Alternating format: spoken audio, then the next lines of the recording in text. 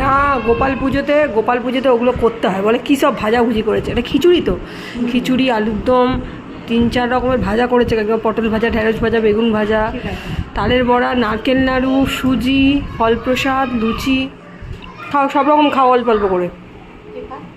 আমি তো এই তো নিয়েছি, আমি তালের বড়াটা একটু বেশি নিয়েছি, লাগলে আবার নেব। তুলে, এটা হচ্ছে আমরা সব তুলে রাখলাম, এটাতে আরও 2জন খেয়ে নিতে পারবে প্রসাদ। হ্যাঁ, 2জনেও হয়ে যাবে দিদা।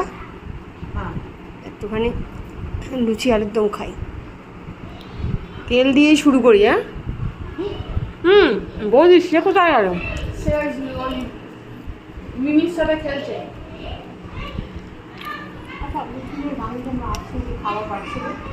না না, আর ওদের জন্য হয়তো বাঁচছিল।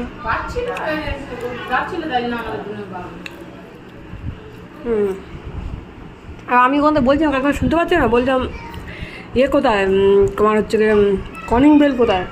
বললো কনিং বেল নেই। কনিং বেল কী হবে রে?